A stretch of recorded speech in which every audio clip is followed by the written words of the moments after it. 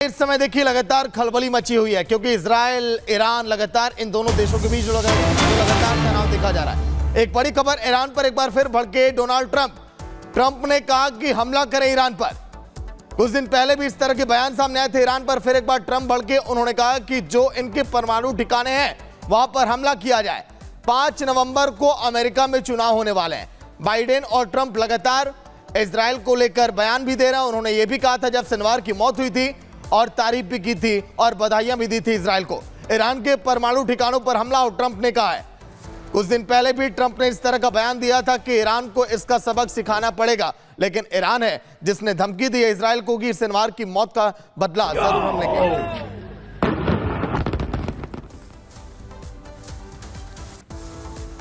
और अब बात हिजबुल्लाह के हिमाकत की करते हैं। हिजबुल्लाह का हाथ पीएम नेतन्याहू के तक पहुंच चुके हैं। जी हां, तमाम एयर सिस्टम को फेल करते हुए, डिफेंस सिस्टम को फेल करते हुए हिजबुल्लाह का ड्रोन नेतन्याहू के घर तक पहुंच गया। आखिर ये कैसे पहुंचा, सबसे बड़ा सवाल है। इससे जुड़ी एक रिपोर्ट आप सबको दिखाते हैं।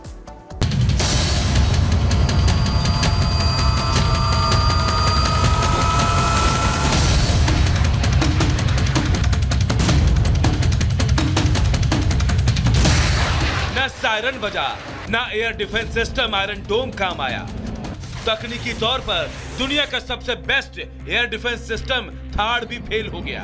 क्या इजराइल का सुरक्षा चक्र तहस नहस हो गया? ये सवाल इसलिए उठ रहे हैं क्योंकि हिजबुल्लाह ने इजराइल पर अब तक का सबसे बड़ा नहीं बल्कि सबसे खतरनाक अटैक किया। इतना भीषण हमला जिसमें प्रधानमंत्री बेंजामिन नेतन्याहू की जान तक जा सकती थी। इजराइल से 70 किलोमीटर दूर लेबनान से 1-2 नहीं बल्कि 3 ड्रोन छोड़े गए। 2 ड्रोन को एयर डिफेंस सिस्टम ने इंटरसेप्ट कर लिया, लेकिन एक ड्रोन जिसका टारगेट सिजिरिया का पीएम आवास था वो उससे जा टकराया।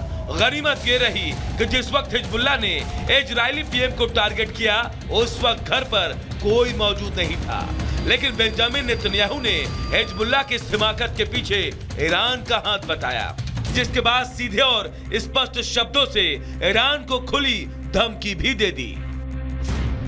हिजबुल्लाह के हमले से बौखलाए नेतन्याहू ने पोस्ट कर लिखा, ईरान के जिन एजेंटों ने आज मेरी और मेरी पत्नी की हत्या करने की कोशिश की, उन्होंने एक बहुत बड़ी गलती की।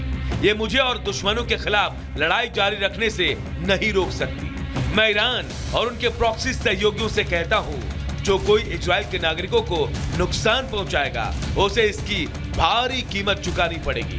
हम आपके आतंकवादियों का सफाया करना जारी रखेंगे। हम गाजा से अपने बंधकों को वापस लाएंगे। हम उत्तर में अपने निवासियों को वापस लाएंगे। हम एक साथ लड़ेंगे और ऊपर वाले की मदद से हम एक साथ जीतेंगे। नेतन्याहू ने ईरान पर हमले करने में हिजबुल्लाह का साथ देने का आरोप लगाया तो ईरान ने भी तुरंत सफाई दी। ईरानी विदेश मंत्रालय ने लिखा, बेंजामिन नेतन्याहू के घर पर ड्रोन से हमले के पीछे ईरान का कोई लेना देना नहीं है। अटैक के पीछे हिजबुल्लाह का हाथ है।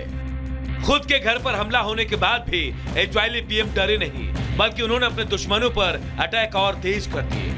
आईडीएफ ने दक्षिणी लेबनान में ग्राउंड ऑपरेशन के दौरान हिजबुल्लाह के हथियार डिपो को तबाह कर दिया। ये वो जगह थी जहां कभी स्कूल था और हिजबुल्लाह ने उसे अपना हथियार डिपो बनाकर हथियार छिपाया था। रिहायशी इलाके में मिसाइल और गोला बारूद छिपाए थे। नेतन्याहू के मंसूबे साफ हैं कि वो अपने दुश्मनों पर तब तक हमला जारी रखेंगे जब तक वो मिट्टी में नहीं मिल जाएंगे, अब चाहे वो हमास हो या हिजबुल्लाह या फिर Iran. Bureau report, Republic Bharat.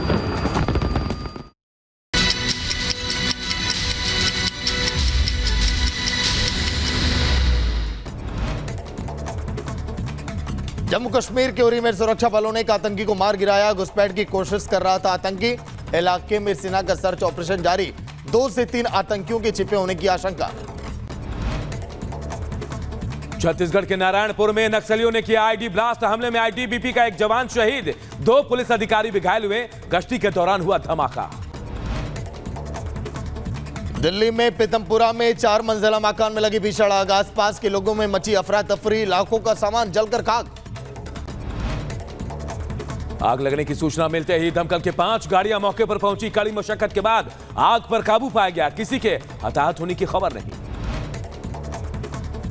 UP के सहारनपुर में एक मकान में रखे गैस सिलेंडर में ब्लास्ट, 12 से ज्यादा सिलेंडरों में एक के बाद एक धमाका। तेज धमाके के साथ मकान में लगी आग, आसपास के लोगों में मची अफरा तफरी। मकान में फंसे लोगों को निकाला गया बाहर। सिलेंडर से रिफिलिंग से माना जा रहा है यह हादसा हुआ। फायर ब्रिगेड ने आग पर काबू पाया। पुलिस मामले की छानबीन में जुटी। मुंबई के चेंबूर कैंप इलाके में एक मंदिर में लगी आग, फायर ब्रिगेड की गाड़ियों ने आग पर पाया काबू। किसी के हताहत होने की खबर नहीं।